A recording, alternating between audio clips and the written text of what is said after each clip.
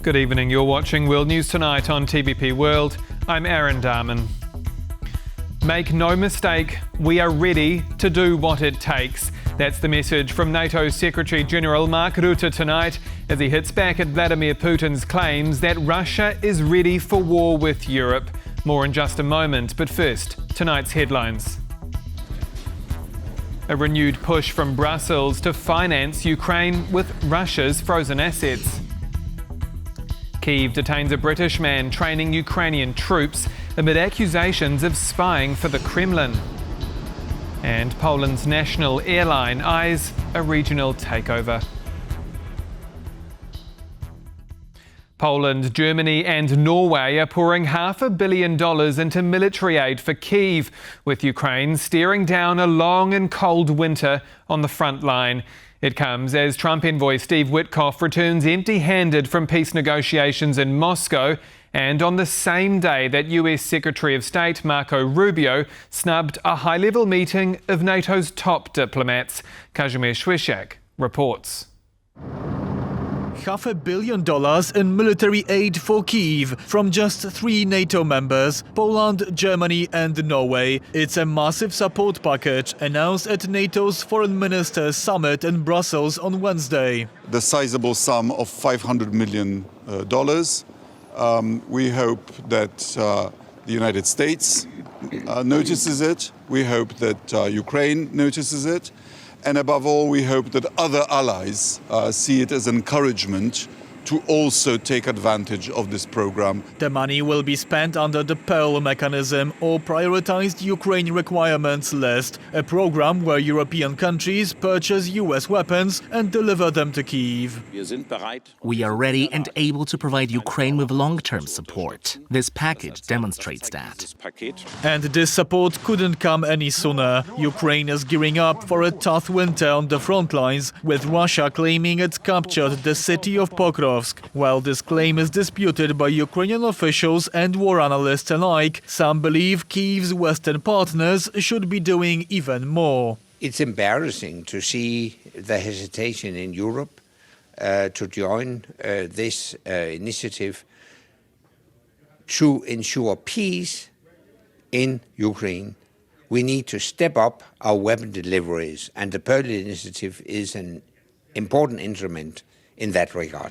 While some NATO members are keen on spending big amounts under Pearl, others are more reluctant. It's all connected with the alliance's minimum defense spending, recently increased to 3.5% of GDP after pressure from US President Donald Trump. The contributions to Pearl can count towards this amount. Some nations find it difficult to fulfill this target of defense spending to 3.5 because of the procurement rules, because of the lengthy procedures. So it's easier for them to actually spend a lot of money on the support for Ukraine. As Europeans are debating more military aid for Ukraine, the NATO summit in Brussels had one crucial absence. US State Secretary Marco Rubio was a no-show, reports TVP World's correspondent on the ground, Alex Carrier. Despite these pledges of support for Ukraine, the reality of this meeting of NATO foreign ministers is that it was broadly overshadowed by a diplomatic dance elsewhere. The future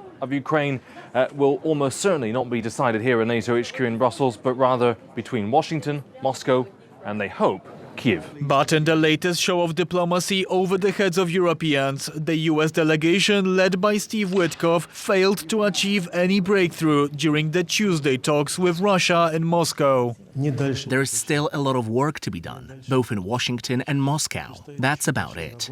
The US initiative to achieve peace in Ukraine is essentially back where it started. Neither Russia nor Ukraine willing to budge on the most important issues. That leaves Europe still standing behind Ukraine, and Ukraine having to defend itself for a 4th winter in a row. For TVP World, Kazimierz Słyszak. And for more, we'll speak exclusively to retired Lieutenant General Ben Hodges, former commander of the US Army in Europe, later in the show. Staying in Brussels, and the European Union is tightening the screws on Belgium to unlock Russia's frozen assets.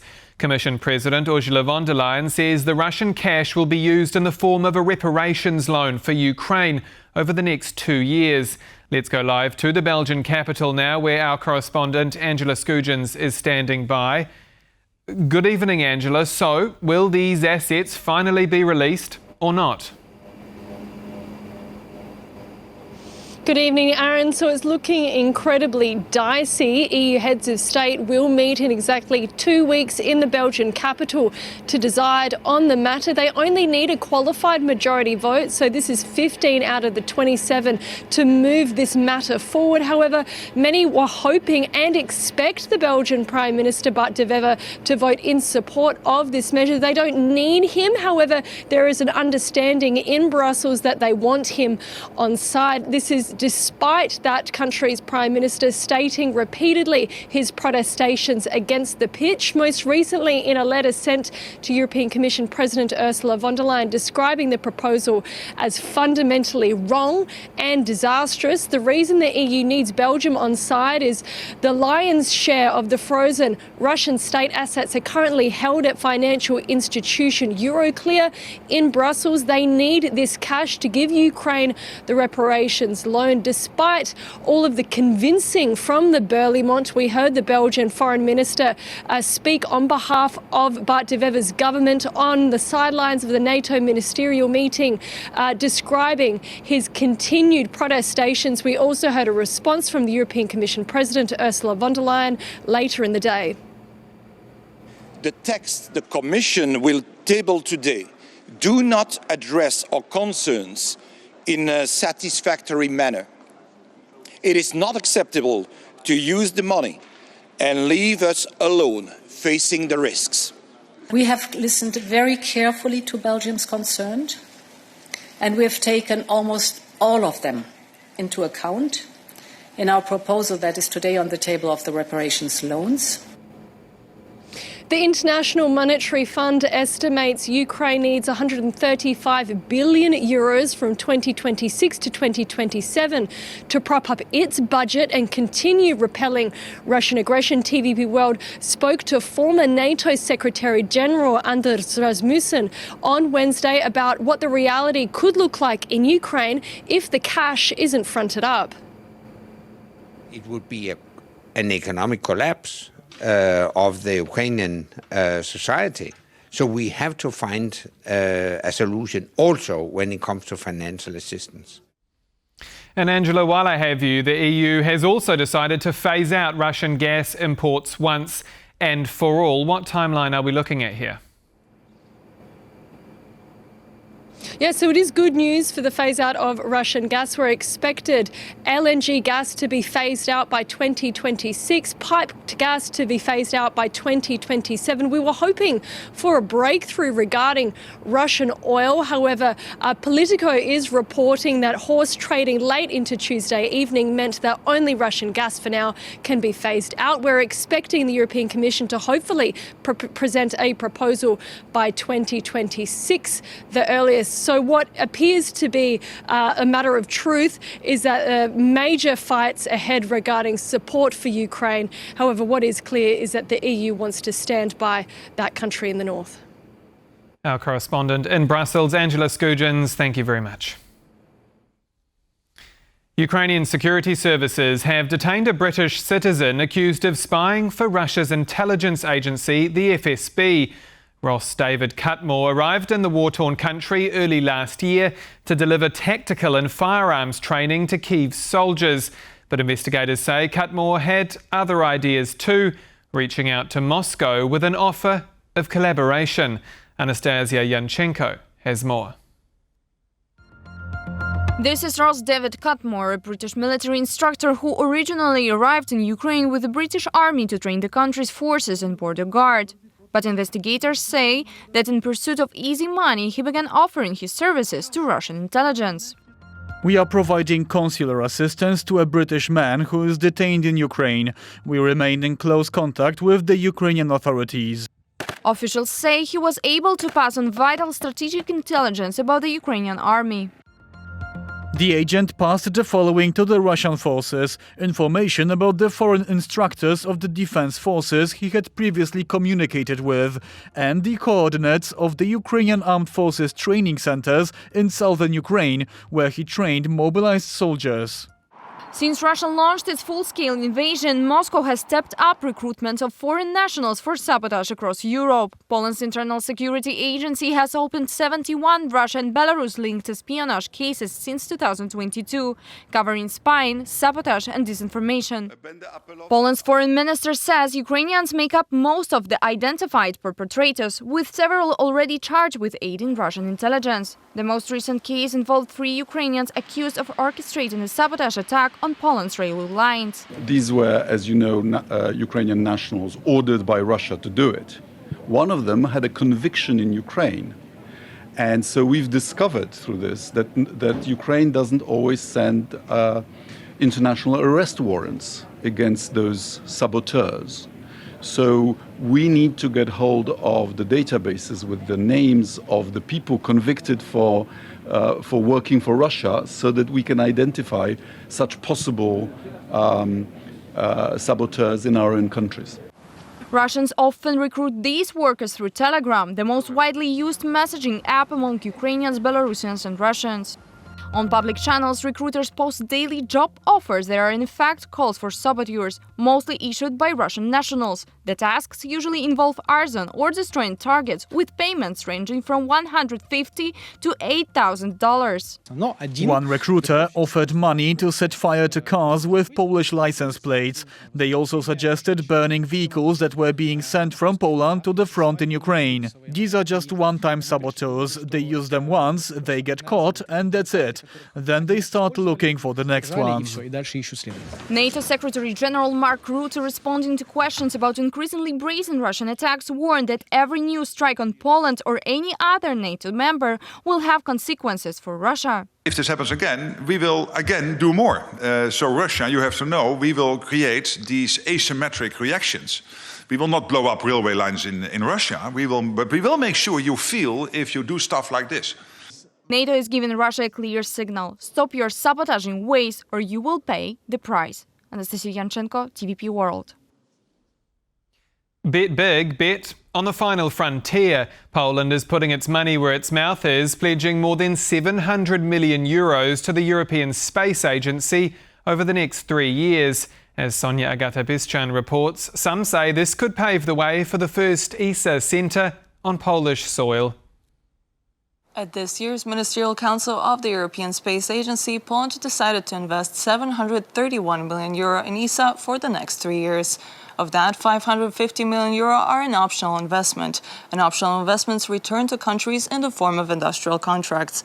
But even being a member of ESA brings benefits to Poland. For example, its nationals can work in ESA centers across Europe, like Szymon Stuglik working at the European Space Operations Center in Darmstadt. I work in the space sector for the last 12 years. I still believe that engineering is the closest thing that we have to magic, to be honest. I truly enjoy the international, interdisciplinary and intercultural environment here at ESOC. And Poland contributes to ESA fantastic engineers.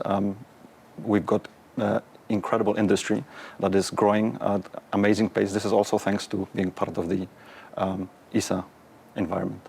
And soon, Poland may get an ESA center of its own, as the country signed a letter of intent with ESA to that effect in November. This is just one of the developments in the Polish space sector, as the country also recently got its first military satellite, bound to enhance Poland's security. From Darmstadt, for TVP World, I'm Sonia Agata-Biszczan. Moving to Finland now, where school kids are taking media literacy classes to combat the rise of disinformation, from separating fact from fiction to picking out the red flags of AI-produced content. Gabriela Jelonek explains how the Finnish system is preparing the country's future. In an era of disinformation almost everywhere, Finnish children are building resilience from an early age. Here, elementary school kids are participating in media literacy classes and are already learning how to separate facts from fake news and fiction. They learn to recognize red flags of AI-produced content, such as photographs, videos and articles. It is based on concerns about basic education, concerns about teaching, and the prerequisites for learning. It is, of course, part of the government's objectives to strengthen basic education, primary education, and the entire school pathway. According to the latest Media Literacy Index, Finland ranks first among 41 European countries building social resilience through education. In the ranking, the next places are taken by other Nordic countries, such as Denmark, Norway, Estonia, and Sweden. This year, Finland and Estonia decided to cooperate and not only discuss, but prepare a joint education plan and declaration on AI and media literacy for schools in both countries. We are fully committed to ensuring that our education systems remain relevant and effective in this regard, particularly in the era of artificial intelligence, where misinformation, hybrid threats, radicalization, and polarization, and hence the need for media literacy, have reached new levels of complexity. Both ministries of education emphasized that Finland's and Estonia's social resilience, but also economic competitiveness, depends on how well young people are prepared for the AI era. As they wrote, education must provide students with practical skills for using AI, which are essential for the future job market. It also brings a lot of opportunities in terms of reducing monotonous, boring, or even hazardous tasks. So I think the crucial point actually is in how well people are equipped in using technology, because we have a lot of research and data that shows that if people are involved when it comes to decisions on starting to use new types of technology, if people have the skill set to know how they can use AI in a meaningful way, then we will get a lot of benefits from this technological development. Tracking is recognized. For TVP World, Gabriela Jelonek.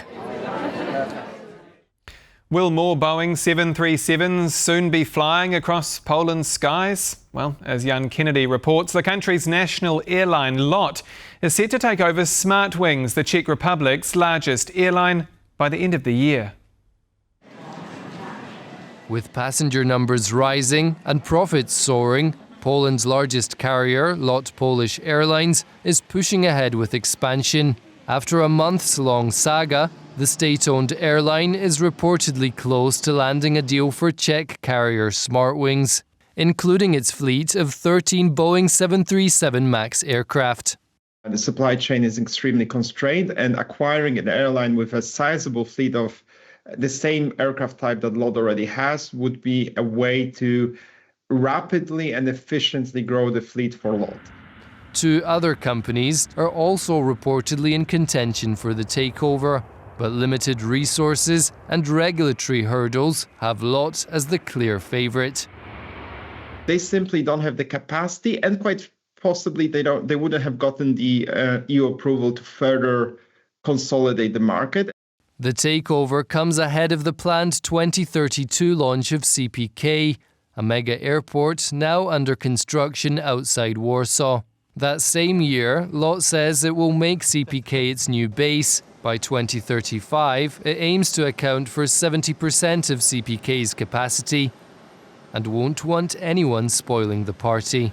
The CEE region is LOT's playground right now, and protecting this playground, protecting this market is very important to long-term success of CPK. If LOT buys Smartwings, it can integrate Smartwings, and it can capture the Czech market, the Slovakian market, the Hungarian market in some aspects, without allowing a competitor to come in and build a competitive hub.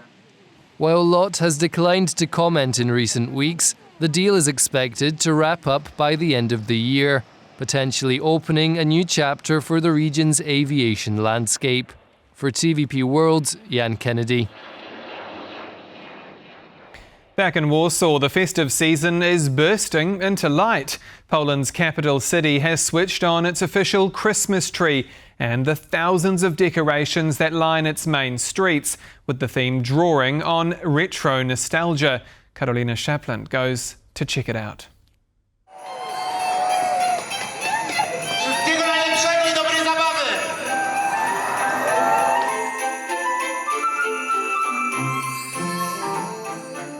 In It may not be a natural fir tree, but this 27-meter-tall Christmas tree towers over Warsaw's Old Town, standing in front of the royal castle. The annual switch-on drew crowds eager to see the official start of the city's holiday season. As in previous years, residents and visitors gathered to witness the moment the lights came on. For the third and final year, the season's displays take inspiration from decorations of 7 decades ago. Visitors can spot oversized versions of decorations once found on their grandparents' trees. The festive lights will stay on till the end of January 2026, offering plenty of opportunity to brighten those long winter evenings with a stroll through Warsaw. For TVP World, I'm Karolina Shapland. And joining me now for an exclusive interview is retired Lieutenant General Ben Hodges, former commander of the US Army Europe. Good evening, Lieutenant General. Yeah, good evening. Thank you for the privilege.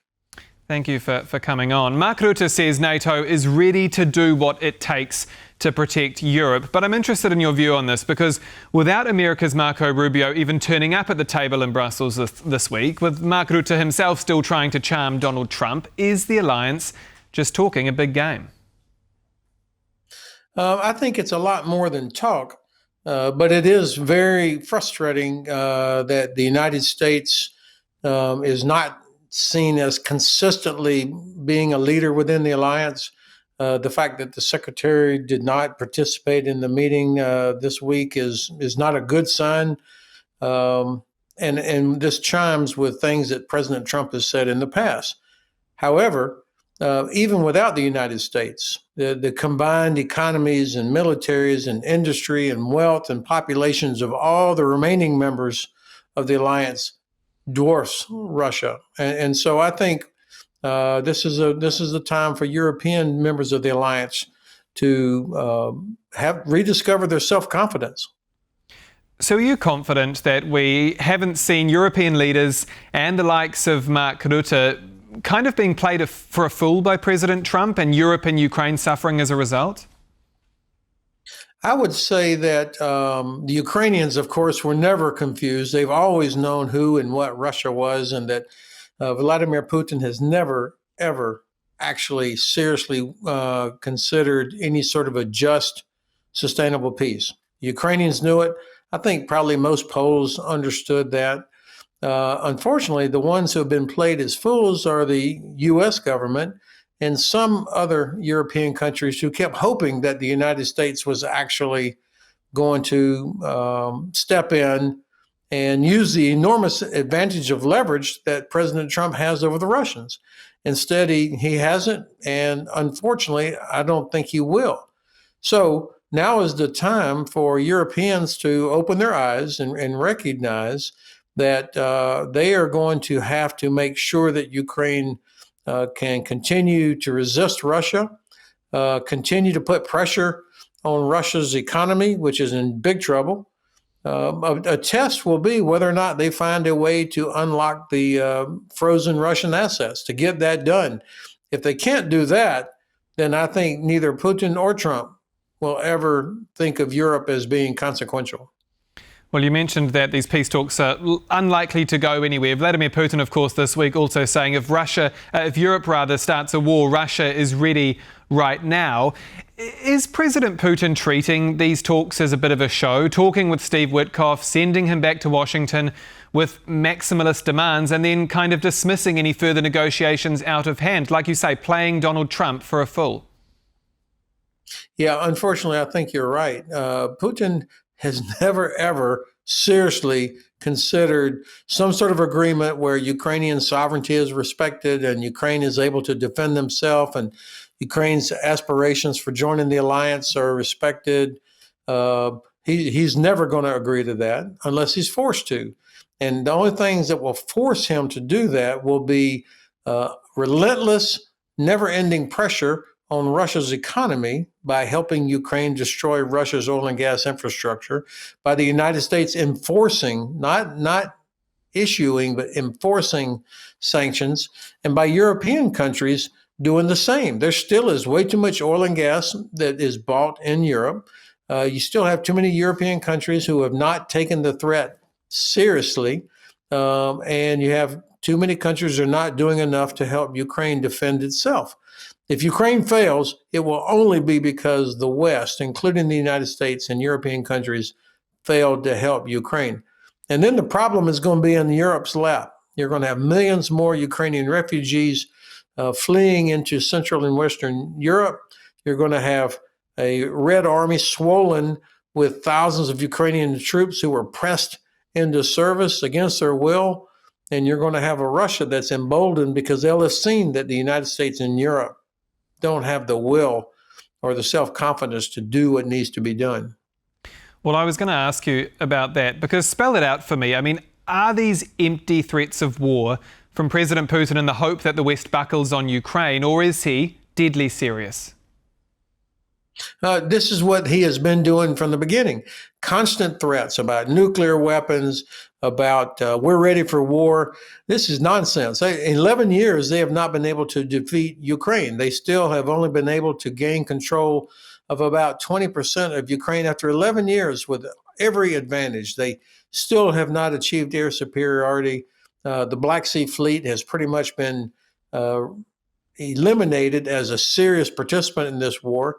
So Russia still is a threat, obviously. But I think that Europe, if European countries acted together with all of their combined assets and advantages and rediscovered their own self-confidence, then they should quit worrying about what Russia might do. And instead, Russia should be very worried about provoking Europe. So it's going to take some leaders to actually step up and do things to inflict consequences on the Kremlin. Right now, the Kremlin is pretty sure that we're only going to talk about doing things. We just heard Secretary General Rutte earlier on your broadcast.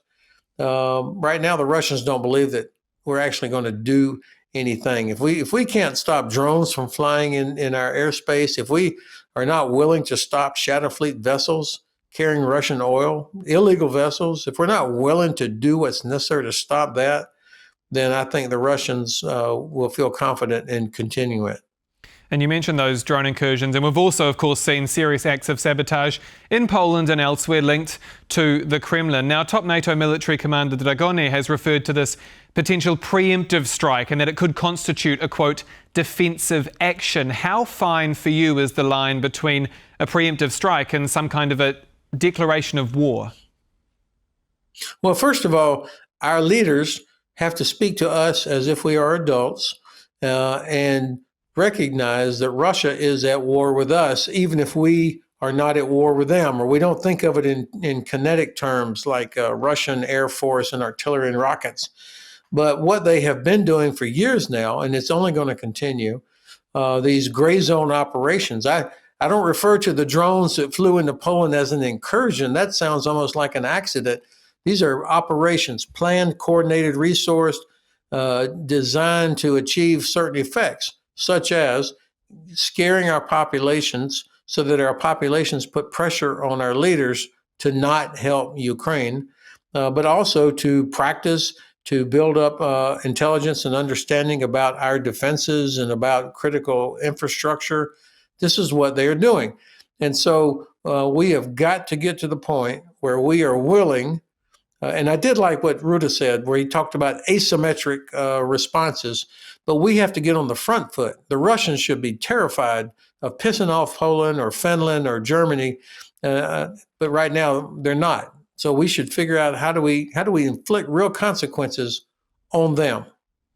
Now, we're running out of time, but I do want to briefly touch on Poland. Yeshiv has been a hub for military aid to Ukraine, and our sources are telling TVP World that Bydgoszcz in the country's north could become a command centre to oversee European troops heading to Ukrainian territory. Will an operations hub, instead of Poland sending its own troops, be enough for Warsaw to hold a strong position in any talks?